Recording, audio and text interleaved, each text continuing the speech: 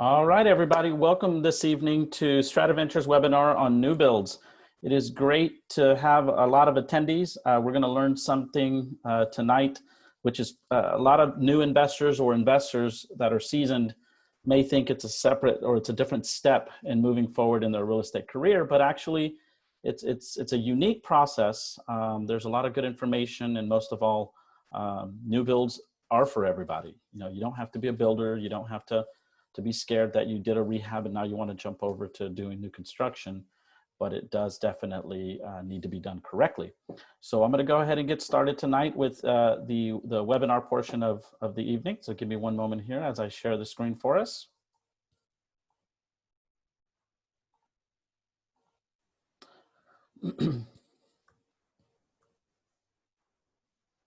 All right, everybody. So we'll go ahead and get started. So single family residence. This webinar is specifically based off of you seeing a vacant lot, and in your mind you go, what do I need to do to make sure I can, or how can I build something on there? New builds are something that a lot of builders do, and a lot of times make it sound like it's very difficult to do, and they do kind of position themselves in a way that you need them in order to do the transaction. Now, the answer to that question is you absolutely do need a builder. The reason why you hire builders is because they have the expertise, they have the scheduling, they have the team, they have the trades, everything possible to make sure that is built correctly, on time and on budget. We come into play as investors doing new builds on the front end of it, which is the due diligence process. And that's what we're going to learn today. So new builds, doing it right, guys. So let's take a look here. Building a single family residence. Now get to know or get your team in order. Vacant property determination is what we're also going to learn today.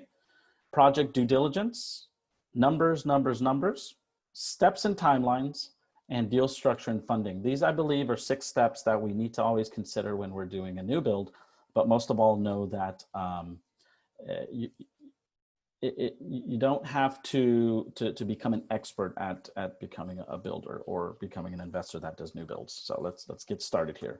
So first of all, what should your project team look like? This is if not the most important part of your project, is getting to know who your team components are. So if we go into the realm of realtors, we have to make sure that the realtor that we're working with understands the initial comparable of what the project is going to be selling 6 to 8 to 9 months from now. So that's a realtor that understands the timeline and the market effects that can happen with real estate markets. The other thing is you need a realtor that can also adjust project comps as the project is going on, because as we know, things can happen. We just, February was one market, and now COVID happened, and now it's a completely different market. So if your realtor doesn't understand the way to navigate through that, then you don't have that type of assurance of having the right player on your team when it comes to realtors. And last but not least, for them to understand what the sales comps are. Usually in a new build, your realtor is going to give you the initial comp, during the project comp to check status of values, and then obviously what you're going to be listing the property off at the end. You're going to need a good architect, which deals with the floor plans and the exterior features, a lot of renderings and a lot of factors. Engineering, you need to have an architect that speaks with their engineers, because what happens there, if an architect and an engineer don't work together, there's going to be a lot of back and forth there, guys. And your engineer is going to take the plans from the architect and then now put in all of the structural and all of the civil plans that are needed. Your electrical, your flooring, your roof, how many studs are going in the walls, how many nails, all of that takes into place. And we actually have a real great gentleman on our team. His name is Chris Evans, and he works with a lot of our new build plans. So, always rely on good people. A permit runner. I can't stress the fact that you need to interview a permit runner. And there's a lot of good companies out there, because what the permit runner is going to do is take the plans from the architect, the plans from the engineer, put them together and literally walk them to the city and navigate through that city permitting office. I invite everybody to take a trip to their local permitting office in their city and see if you can understand what's going on. So it really takes a professional to do that. We use Imperial Permitting. Ms. Cindy, she walks all our projects through all the different levels of the city. And at the end of the day, we get that back with as little comments and conditions possible because she knows the people within the city.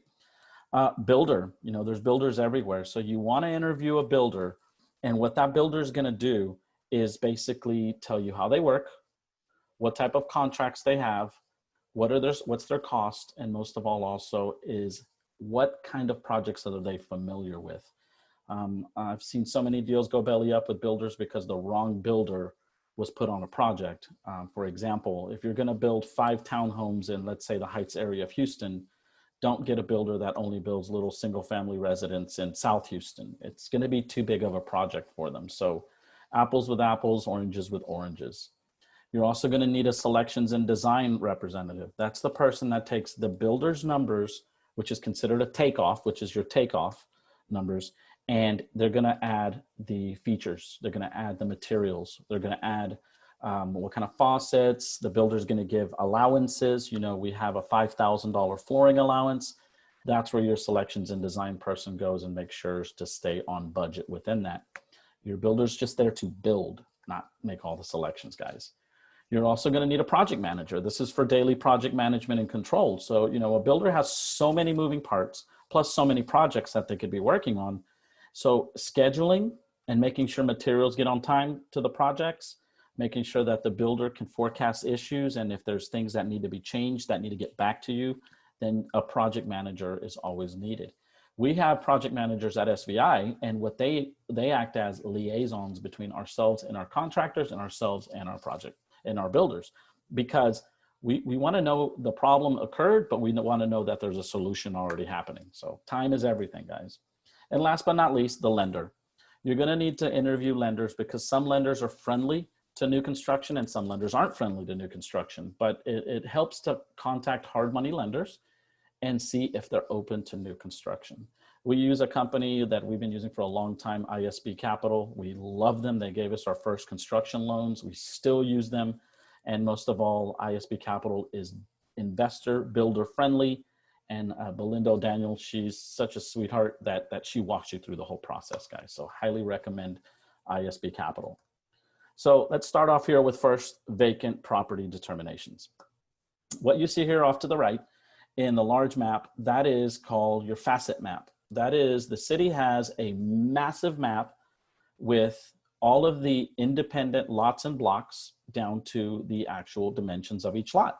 So each facet map, you can take the number of the facet map and they can do a study having to do with flood zones, having to do with flood maps, and most of all topography and the civil side of that, because, you know, here in Houston and in other cities that are major prone to flooding, you're going to need to make sure that you cover first the flooding issue, because builders would have to, at that point, get an elevation certificate to see how high the foundations or the pier and beams have to be, even before they start to get plans approved.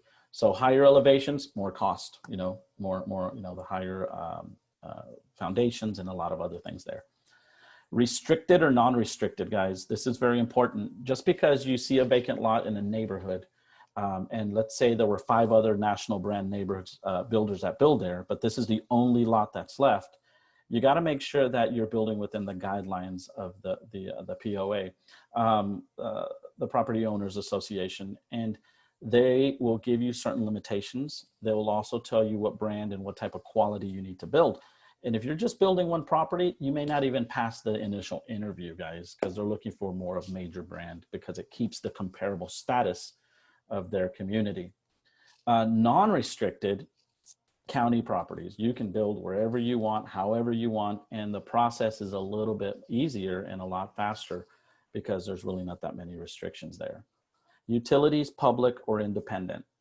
Just because a property looks vacant, and a lot of times you may see an address that says 0 Windermere Avenue, that 0 means there aren't public utilities given to that property yet. So they haven't really given the designation of the street number to the address, And a lot of that has to do because public and private have not been connected.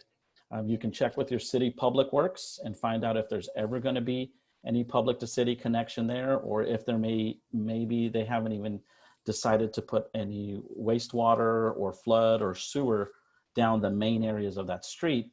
In that case, you may have to pay for that. So those are a lot of costs involved with that. Just because it's a vacant lot and it's not that expensive, it can become very expensive, guys. Lot dimensions.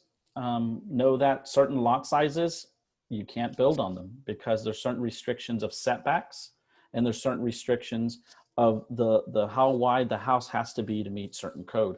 So think about that. If it's one of these lots that you see that's very thin, and then other lots are normal sizes between, I'd say 30 to 50 to 60 feet frontage, and you have a little 18-foot lot in between a lot of these, don't try to build a shotgun house there because the city won't allow it. A lot of times it could be annexed or it might even be abandoned. So consider that. Soil reports. Okay, so you have a vacant piece of property. There are companies that do soil reports. What they're going to do is go out and drill into the ground with something called bore samples. And those bore samples are going to tell you what kind of soil you have in order to put a heavy house on the property, whether to put piers. That soil report's going to tell you what kind of foundation structure or what kind of foundation system you're going to have in there. The city of Houston, for those of you that live in Houston, I think we live on the Gulf Coast fault lines, which is the third largest fault line in the country. You got the San Andreas, the Delawares, and Houston has a lot of seismic activity. And we don't really know that because our soil is something called gumbo. It's a mixture of sand, dirt, clay, and a lot of water obviously running through the channels underneath. So we do get a lot of movement. And last but not least, consider the cost of the lot. Why is this important? I've talked to so many people and they tell me, hey, I just bought a lot and it was only $5,000. Great. It would have never even worked because even if they gave you the lot for free, you would have never been able to make the numbers work, guys. Just because the lot is inexpensive does not mean that it's actually going to work. Let's talk about the project due diligence here. Give me 1 second here.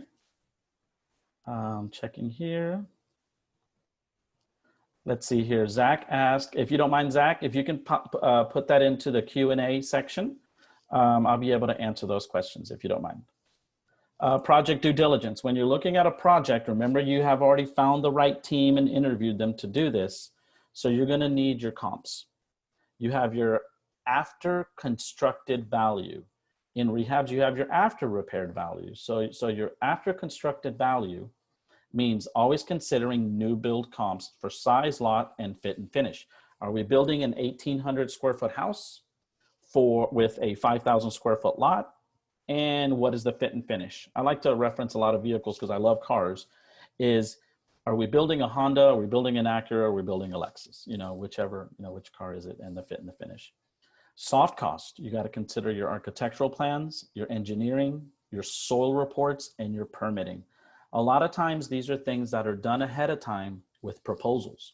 You can take the plans that you can buy from a stock plan company and take that over to an architect or take it over to an engineer, and then they'll ask you if they want to redesign that, and they'll give you a price per square foot for the redesign and also a price per square foot for the engineering. Then you're going to get a proposed number for your soft cost. The other thing is you're going to talk about your soil reports. Those soil reports, your engineer normally knows the company that does that, and they run anywhere between $250 to $300 a bore. And depending on the size of the lot, they'll maybe do one in the front, one in the back, or two in the middle bore samples, depending where they get that from. The other thing, guys, is your build cost. You give the plans to a builder. The builder's going to look at it, see the fit and the finish. A lot of times they can do that based off of the ACV, which is the after constructed value that you get from those comps. And they're going to give you a material and labor cost. Now, that material and labor cost is going to be considered your takeoff estimate. But then remember, a builder has to then charge a profit or a premium added to that square footage. So for example, I'm going to show you guys here in our deal sheet what it would look like number-wise, but you'll definitely see here that a takeoff is material and labor, and then you have the contract pricing, which has the percentage that they're going to charge above and beyond that. If I can't tell you anything more important in this webinar here, is when you're working with the builder, guys, the contracts are the most important. You have two types. You have something that's called a cost plus, and you have something that's called contractual pricing. So let's look at a cost plus. I would highly recommend, in my opinion here, guys, and I know people have done builds that may be on this webinar, I do not recommend for your first time around building a single family house using a cost plus type of builder or contract. What that means is that they're going to tell you it's going to be $80 a square foot to build it, plus 20% of the $80, which is the premium. So at the end of the project, you find out that it actually cost $89 a square foot to build, and then 20% off of the 89, not the 80. Now, how is that builder in a cost plus going to restrict himself from not buying the best fan, for example, for the project? So if he knows he can buy up to $125 pay for a fan, but he's going to make 20% off of the $225 fan, that's where you got to be very careful. And when you audit your final project, you're going to know that they're going to tell you in the contracts, it's a cost plus contract. These are the receipts. This is what it costs. The numbers equal to this. Here's my 20%. And you have no leg to stand on. So that's why I always recommend, guys, if you're working with a builder that knows what they're talking about, go with what's called contractual pricing. That is material plus labor plus the builder premium, and that sets your price per square foot. We were building houses in Bentwater, which is north part of Lake Conroe, and our builder was giving us a $92 per square contractual pricing. They actually got it done at $89 per square foot. We gave them that incentive of the difference of the 89 to the $92 because they finished faster. If they exceeded the 92 and let's say they went to $95 a square foot, they're the ones that had to eat that difference. So remember, contractual pricing makes it a static number in your deal numbers because that cost plus pricing will fluctuate and obviously will skew your numbers. So comps, soft cost, build cost, and builder contracts. So let me see here. I think we had a couple questions here, and I'm going to answer these two for the moment, if you don't mind. Let's see. Zach asked, could you please explain the numbers on the facet map that's zoomed in? Zach, in the facet map, the numbers are the dimensions of the lot per each independent lot. So it could be a 50 by 100. Inside each particular lot will tell you that's the dimensions of the lot. Now there's also numbers which are part of the legal description. We'll have your lot and your section for that particular lot. Myra Mallet asked, do you get the soil report before you put in an offer on the lot? You have to consider it as a cost. So if you're already including it as a cost, then it doesn't matter when you get it before or after. A lot of times soil reports will look at houses that are built next to each other because the dirt really doesn't change that much. So if you see houses that are 1,800 to 2,000 square foot being built side by side, then both of you guys can definitely, I mean, then you don't have to do you can just always make sure you allocate the soil report there. Let's see here. Troy asked, do better contractors gravitate towards cost plus since they are in demand and could get plenty of business without taking something that is contractual? No, a better contractor will know his numbers because he wants to be in and out and off to the next. Contractors that have to go shopping or builders that have to do shopping and navigate budgets as they're in the project don't know their stuff. You want the least amount of movement there. So thanks guys for those questions. So we'll move on here now to the next part, which are our numbers, guys. Remember, we interviewed our team. We now did our due diligence, and now we're going to talk about the numbers. So let's consider a project cost percentage or cost to value. 75%, guys, is what we consider to be a safe project cost to value to the ACV. ACV in this scenario is 265,000. We know that the 75 percentile number is 198,750. We're going to take out our proposal numbers for our soft cost plans, permitting, soil reports, those other items such as demo and site work. And let's say 6,000, for example. These are just example numbers, guys. So if you know that it's cost less or more, it's okay, because remember, these are just example numbers.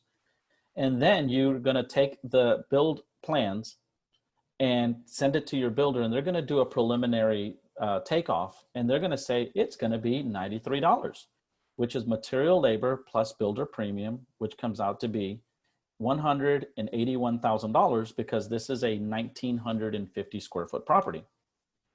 What does that leave us at the end? It leaves us the land allowance.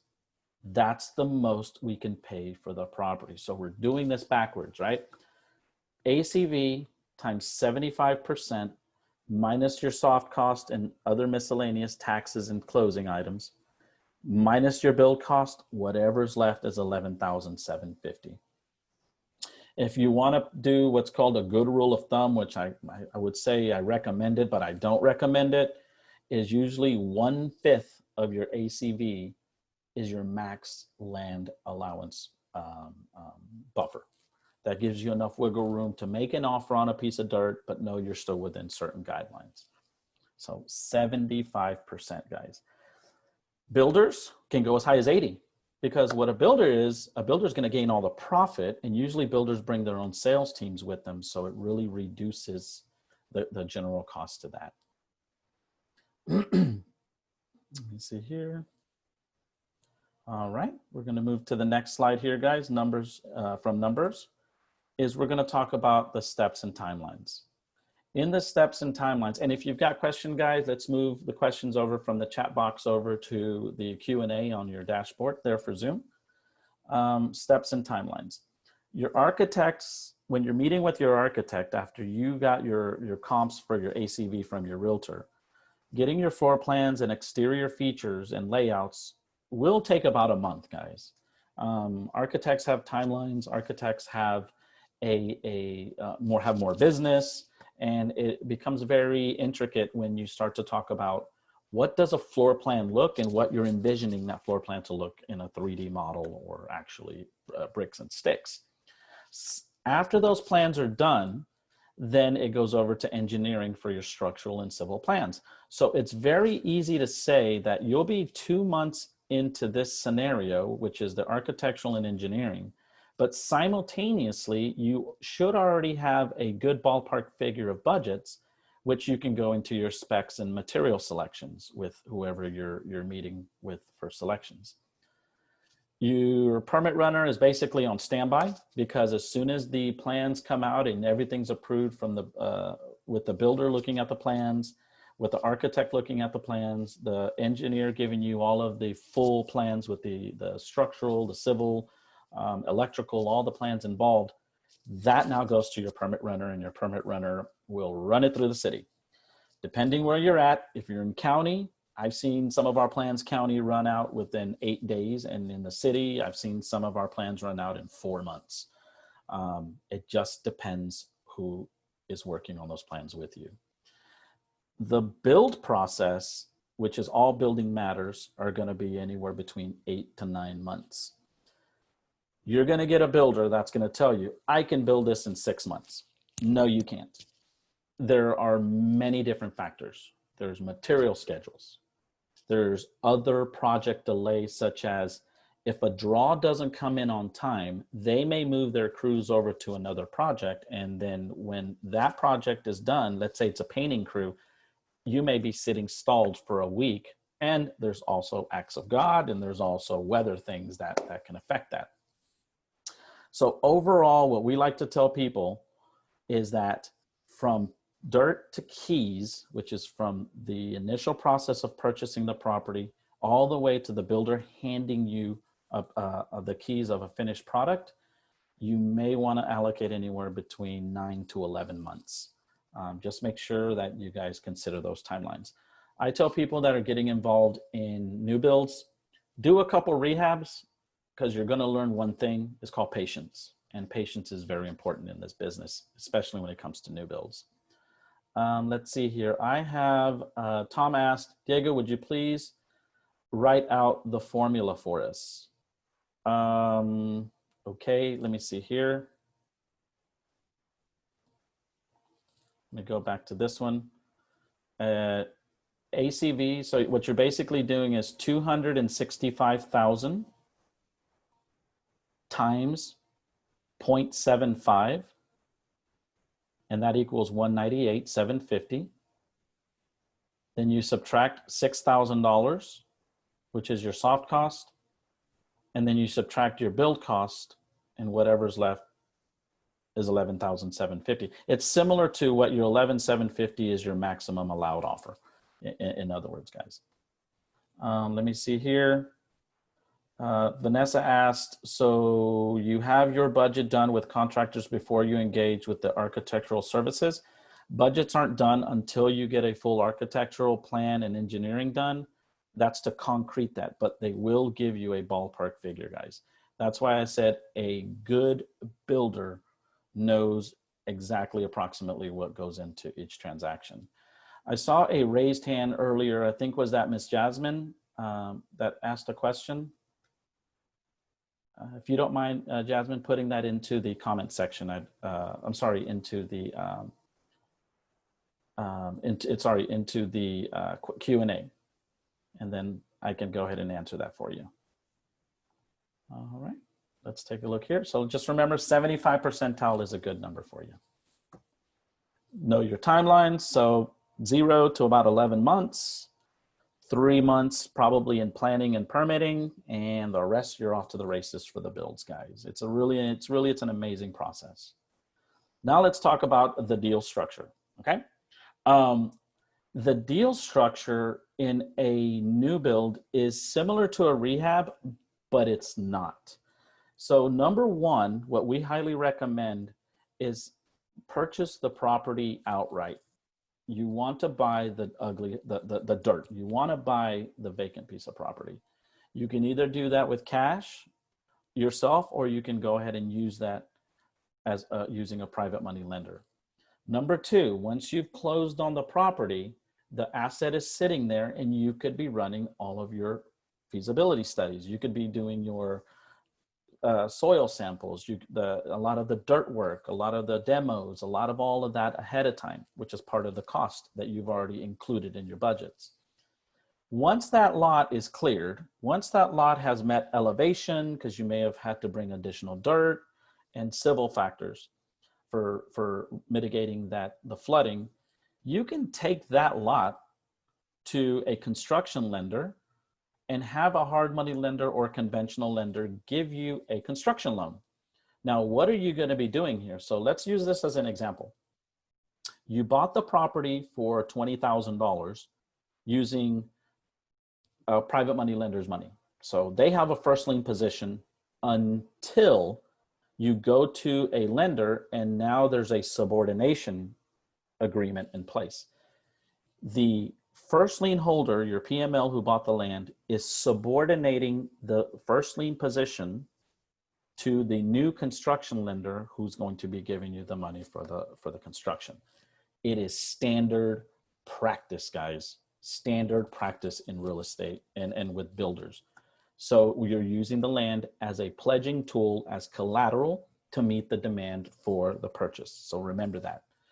So subordination agreements are highly, highly recommended. And usually your construction lender will send a subordination packet to the first lien holder, and there's an agreement stating that you're part of the payouts if things happen to go back. Let's see here. We have Sam raised his hand. We're doing Sam, and I think the comments are in the Q&A. If you've got questions, feel free to type them in there. Thank you. Now you have the process of the construction loan. While the construction loan is going on, you have now what's called your draws and debt servicing. Your builder's going to need money to build. Well, a lot of times a good builder has their capital. They'll put it in, they'll build it. You'll get the construction money back from your loan, from the escrows, to pay back the builder. If you have a builder that's constantly asking you for capital, you have to be careful, because they don't have operating money, which means they may be spreading themselves too thin, which means they may be taking the capital from your escrow or your loan of construction, and they might be paying other projects with that, guys. That's called shorting the project. And I hate to tell you this, it happens a lot. So that's why you need that middle person or your project manager in between to handle that process. And last but not least, in the deal structure and the funding, guys, you're going to look at the annualized rate of return to whoever's lending you the money, or you're looking at a profit share. I know this is a lot of information. That's why I'm very happy always to chat with everybody one-on-one, and to get deeper involved into this, because this is something that you don't learn overnight. But just remember, if we can recap this, is find your team, interview the team, do your due diligence, get the ball rolling when it comes to getting your soft cost and getting all your proposals in place, buy the property outright cash, or use a private money lender, and then you can literally go to a hard money lender or conventional lender with plans, permits, pledged land, and you can get a construction loan very, very fast, guys. They'll just have to do what's called a after constructed appraised value of the property. So let me see here. Zach asks, we're talking about building on existing lots, right? What all would you allocate for a tract of land that needs to be cleared and maybe leveled, etc.? I know it's hard to speculate, but there are but what are the 3 good number rules? Well, if you're having to do leveling and clearing, I always allocate anywhere between $8,000 to $10,000 per lot, because if you have demo cost and removal of properties, it's going to depend. Are there foundations where they have to bring big excavators to take the concrete out? And when they're taking concrete out, they're also removing dirt. So now you have to refill the dirt and make sure it's leveled out to what the elevation certificate for flooding matters cover. So 8 to 10 grand would be that. On a vacant lot, it shouldn't cost you more than $3,000 to do that here. Great question there, Zach. Now let's go ahead and talk about, somewhat, what do single family plans look like? You're going to get a front elevation. You're going to get a rear elevation. There are different elevations that you can pick with your architects and a lot of your designers. The companies that have designed floor plans, I highly recommend going to them, because they take bits and pieces of a lot of the major builders and designers and basically custom make that for you, and it saves you time. Remember, this is about saving time. Also know that when you're looking at plans, you want to have options. For example, if we look at this interior floor plan, then you're going to see here that we have an option for a fireplace. You'll see here that there's an option for a different kitchen plan. So this whole kitchen plan will fit right here in the kitchen plan. You'll also see different bathroom and master bath suites and features. So just remember, you want to have options. A lot of times you got to make those decisions ahead of time of what you want done, so your builder knows exactly what they need to build. This guy's here is a draw scheduled and build completion graph, or not graph, I'm sorry, sheet. I made it as simple as possible. It may not be 100% because each builder and each lender works off of a different percentage of completion. But if you can see here, this is going to have permitting and engineering about 1% of build cost, lot prep about 2% of build cost, plumbing, rough-in, and foundation 4%. Foundation and surveys about 14%, walks, drives, and patio about 3%. So these are all numbers in percentages of completion, all the way till you hit 100%. That does not mean that it is going to cost 1% for permitting and engineering. It may be 1.25. It may be actually 3%. But the builders have those numbers in there so they know to stay within budgets so they can meet the actual build cost. That has to coincide with the takeoff that they're giving you. So your draw schedules also are going to be based off of what percentage of the project gets done, and then they'll issue they'll issue out a draw. Your lender, if you're working with a great lender, for example, like ISB Capital, like what we use, they will walk you through every draw. They'll make sure every single step has been taken care of, and then they will let you know the money's ready for you to pay that builder. So again, when you do your due diligence and prepping your team, make sure you find the right lender. All right, guys? So I'm going to go now into a deal sheet so you guys can actually see what we're talking about, because I know we might be limited on time, and I want to be able to answer everybody's questions. So right now, for the moment, let's see.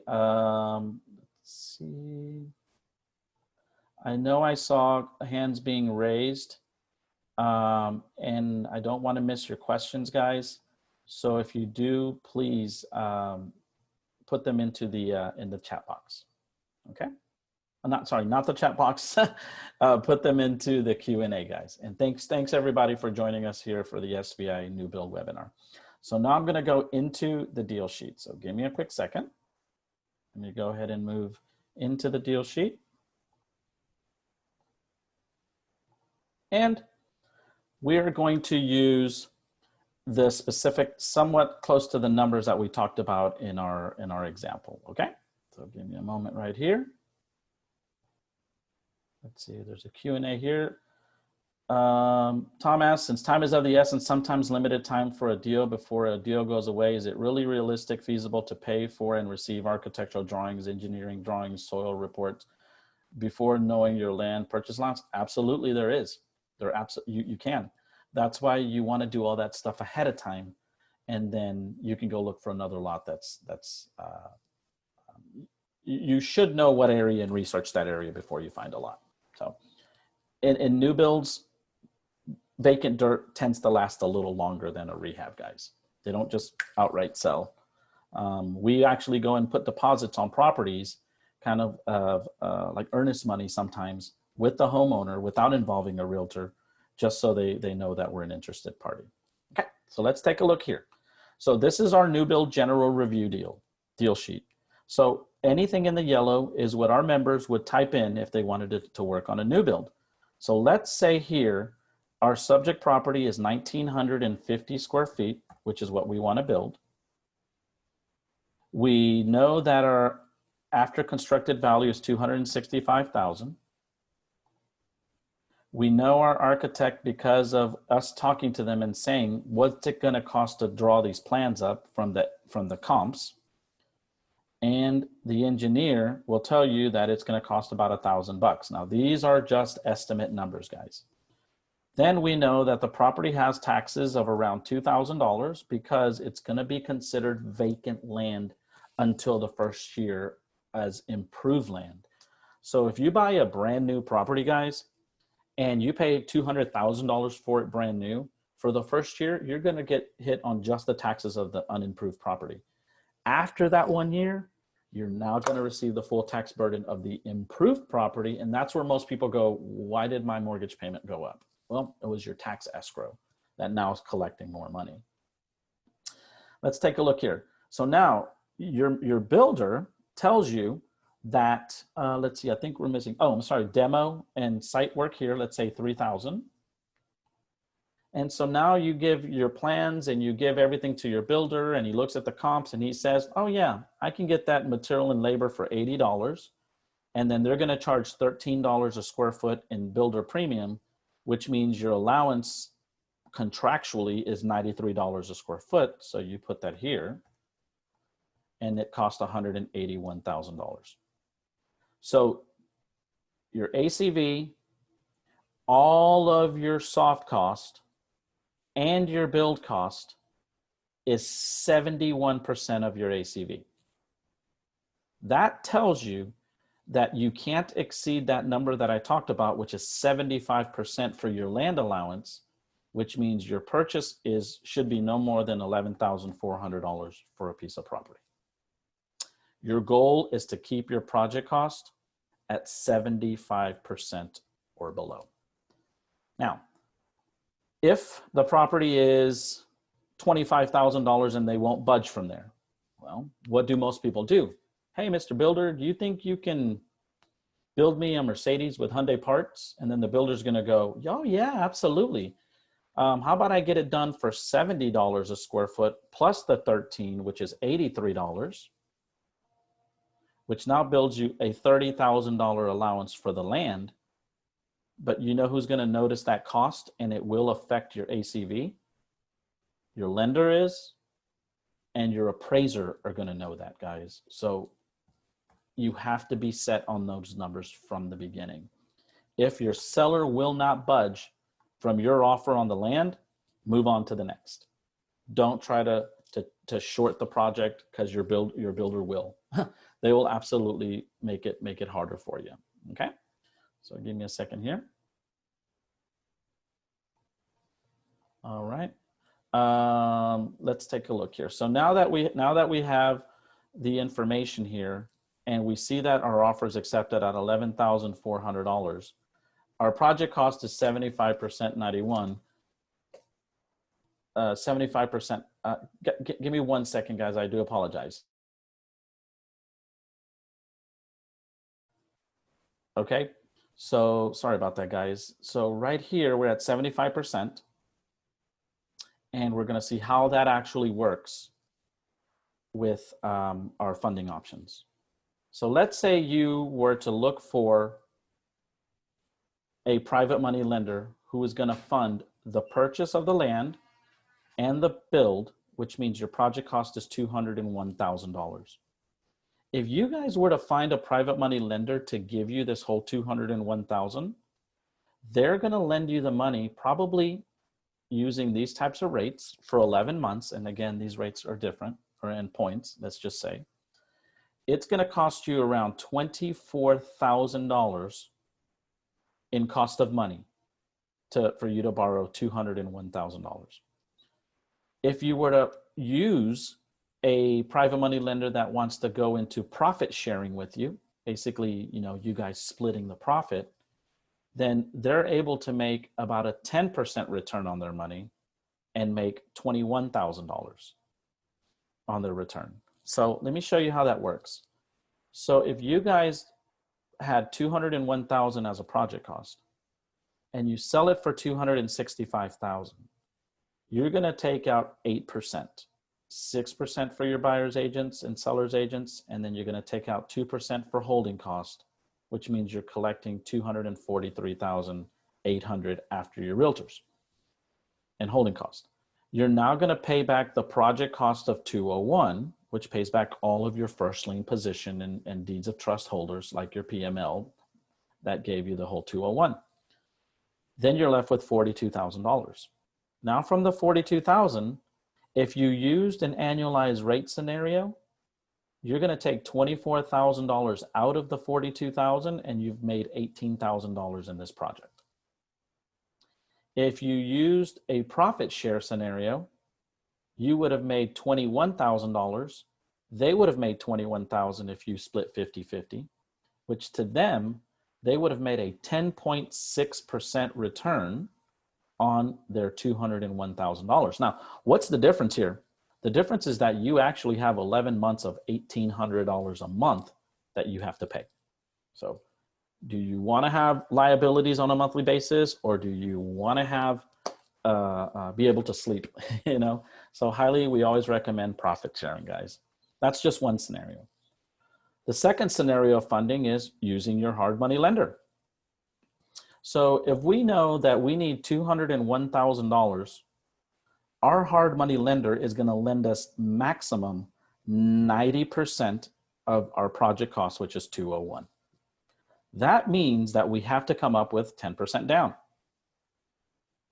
Also, our hard money lender is going to say 11% with 2 points for 11 months. That's going to be $18,000 in interest for 11 months and $3,600 in points.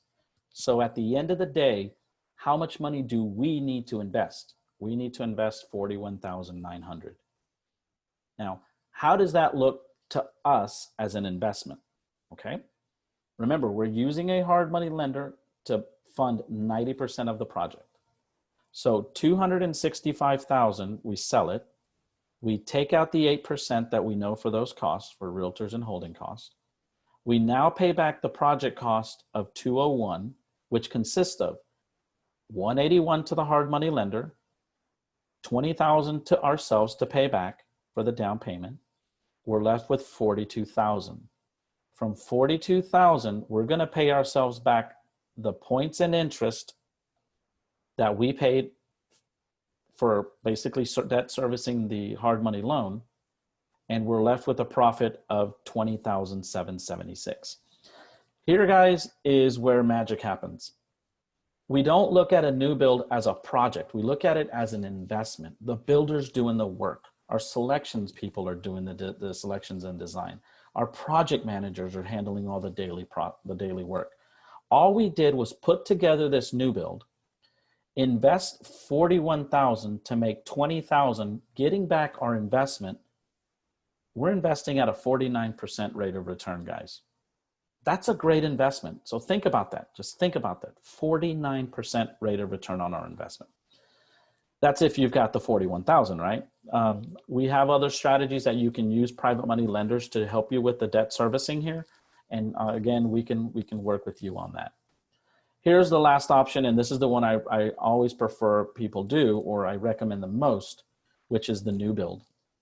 I'm sorry, which is the option number 3, is where you buy the ugly house for 19, or you get a private money lender, let's say, that, not the ugly house, that buys the vacant piece of property, and you have the purchase of 11,400, all of the soft cost. So they're gonna invest $19,779. Then you're gonna take that property and you're gonna pledge it using a subordination agreement to a hard money or conventional lender for the build cost of 181. That lender is going to charge you 11%, 2 points for 11 months. So your total cost of money is $21,000. So now, what did I need to bring to the table? $21,000 for debt servicing for the construction loan. So if we sell this for $265, take out the 8%, pay back the project cost of the 201, which is the $19,799 for our private money lender that gave us that money. We're left with, and paying back the builder cost of the 181, we're left with 42,000. From that 42,000, we're going to pay ourselves back $21,000 for the debt servicing, which we invested. And we're actually going to pay a rate of 10% to the person that lent us this 19 grand right here. It could be somebody with an IRA who's making 4% annual. It could be credit card loan, whatever it is you want to use that minimal payment here, the minimal purchase of 19,000. And I'm left with a profit of 18,758. Now, if I invested 21 to make 18,000, look at my rate of return. It's 86%. I wanted to show you guys the 3 different ways of funding this, because a new build will move and adjust through the process of your planning and permitting. It'll adjust through the inside during the build, and it'll adjust even when it's sitting on the ground with sale. But if I were to tell you here, you need 21,000 to make 18,000, and your team and your builder, and you learn the whole process to do this, you would say that was a great payday. Option number 2, you need 41,000. So you're going to need more money, and you made 20,000, and you made a lower rate of return. And here you have to put up all the money or find somebody to put up all the money, guys. So I wanted to show you this here. I know this is a lot of information, and I know you guys have questions. So what I'm going to do here for the last portion of the session here is to answer some questions. So Zach asked, so the PML is getting 10% on his money?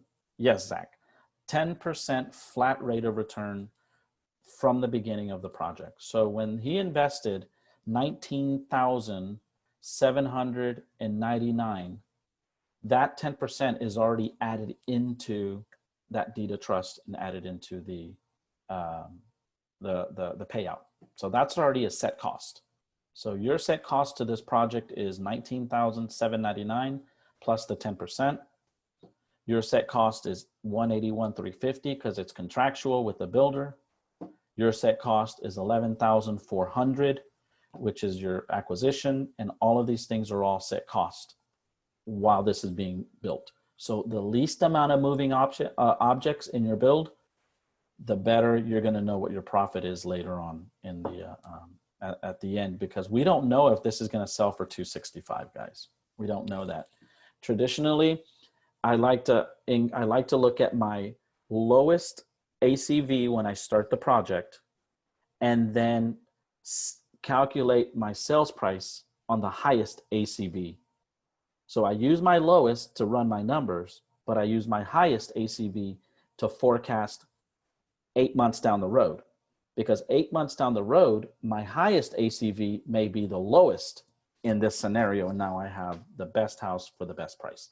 So I hope that made sense there, guys. Does anybody have any other questions? I'd be more than happy to answer those for you guys. Let's take a look here. Well, let's look at this exit strategy. So remember, we were talking about, you know, at SVI, we cultivate investors, and investors don't look at dollar signs. We look at percentages. We look at performance. So if somebody here, the 265 made us an offer, and we haven't yet finished building the house, and that offer was not 265, but it was 255, we already know that we have our set money at completion. This becomes an 8% return to whoever gave us the 201. This becomes a 28% return for us for investing $41,000 to make $11,000. And this became a 44% return to us with the $21,000. So if somebody in the middle of the build says, I'm going to give you 255, I'm going to say, sign it up, write it up, let's go. And now you're the one that's waiting you're waiting on this thing to finish. Let's see here. We have two questions. Veronica Ibarra said, do we get a copy of this Excel spreadsheet to run our own numbers? I wish I'd be able to give that to you, Veronica. This is proprietary information for my company, StratiVentures. And a lot of our StratiVentures members do get access to all of these analyzers. But I thank you. You're more than welcome to check with Enid. Enid will send you some contact information in order for us to chat. Let's see, Myra said, does the same analysis apply to small multifamily? Yes, it does. We're building right now 8 duplexes in 77026 zip code, guys, and it applies to the duplex model. It's amazing. Do you know how a hard money lender construction loan would work on long-term lease land? It's short-term. You're gonna have to get now at that point, Zach, a takeout mortgage or a conventional mortgage to buy out that hard money loan. It would floor you so fast if you decided to do a long-term lease on a piece of property. When we've dealt with a homeowner that wants to wait a long time to sell their property, we don't engage. We basically say, call us when you're ready. Rick said here, Diego, great presentation. Oh, Mr. Bressler, thank you, sir. It's good always having you on here. What kind of warranty do they offer on new builds? 10, 2, and 1. Yes. Do you buy third-party warranties or self-insure? 10 structural, 2 mechanical, and 1 year, I think is, and correct me if I'm wrong, Rick, because you know you're a private money lender. Do you buy third-party warranties? Yes. We always buy a third-party warranty that we give with that property. Now, let me be a little bit clear on what I'm about to say here, guys. You are not a builder. You're hiring a builder. So everything should showcased and presented by the builder. Because we did that on one of our first builds. You know, StratiVentures build, and the buyer asked us, so how many other properties have you built? And we're like, this is our first one. And they go, can we see any of your previous projects? Nope, we don't have new builds for that. So always showcase your builder, guys. They're buying the builder, and normally the builder already has past projects that they can show, and they might be able to visit some of their plans. Let's see here. Gloria said, hello, Diego. Could you use your own money to purchase the lot and then use PML to pay the construction loan requirements? Absolutely. Absolutely. We, on some cases for the new build, we'd rather use private money lenders because we want to give them the benefit of earning that interest. I know Rick at Katie Capital Investments, he's a private money lender. If the deal looks good, he may want to take this on. And because remember, if he is the construction loan or the rehab side lender, he's going to take the subordination position to be in first position, but you're still going to be protected on the second side with the money that you put for the land. Let's see here. Zach asked, what is the minimum term for the lease required, same as the mortgage term? No, there is no minimum term. Vanessa asked, do you have a place to put staging costs? Well, your staging costs are always considered a part of your overall project cost. So where you had demo, so where you had site work, just include that in there. Zach said, I'm talking about long-term leasing land acres from an owner to build, like commercial. No, it's in building new construction, single family, your goal is to be severing the relationship, buying the property from the seller and not including them in that project there. And we're specifically talking about single family. There are lease requirements, and there are things that you could do while you do larger commercial due diligence or feasibility studies. That depends on each owner. Each owner is completely separate. Let's see here. All right, let me see. I think we got a couple more. Let's see here. Gloria asks, where would you start looking for build plans? Well, we have in-house designers at SVI, and his name is Chris Evans. And also, guys, know that you can go online. You can find plans that you like, but then I would recommend taking those plans to a physical architect and designer so they can see what you're looking at, and then they'll actually help you with the plans. They may even have stock plans in the same place. All right, guys. Let me see here. I think we got another question here.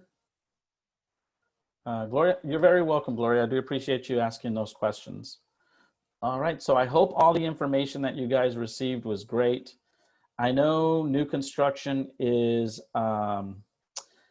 it's a blast, as I like to say. You're gonna learn the factor of patience. You're gonna really love to see all of the foundation, the framing, the dry-in. It's a really good feeling to see a property go up, and you'll see a property really take shape. I think one of the coolest things that I ever saw and I experienced for the first time, and then now the feeling hasn't gone away, is you walk a house that has been framed, just framed, and you're walking the plan, and you walk into the master bedroom and you go, this room seems very small because there's no sheetrock in the walls. And the moment the sheetrocks go on, instantly the room kind of just explodes. It's just an illusion or something that happens there. Zach asks, can you sell individual units on your fourplex type properties after you've constructed them? You absolutely can. It depends on how you subdivide the land and the minimum lot requirements that wherever you're buying that property, whether it's restricted or non-restricted. How would you separate them out, separate deeds, etc.? Yep, absolutely. It depends on how it's put there. If you have more questions, Zach, I'd be more than happy to answer all the questions. Enid, if you don't mind giving out my full contact information. And Gloria said, LOL, that is true about the sheetrock illusion. Yes, that's correct. So I really want to thank everybody who joined us this evening. I hope the information was great. I myself, Diego, Melo, and StratiVentures are always wanting to help you guys. If you scan the QR code, I know for those of you that want to learn the intricacies of this and also working with a solid team, please feel free to reach out to us. We're now wanting to start building our new curriculums that we've got, and we want to work with everybody. We've got some amazing pricing right now for COVID's for the COVID time. As usual, I want to thank everybody for joining us. Sue, thank you. I really appreciate this. Mr. Rick, again, as always, good to have you on board, sir, as one of our main PMLs. And we'll see you guys next weekend. I mean, not next weekend. Sorry about that.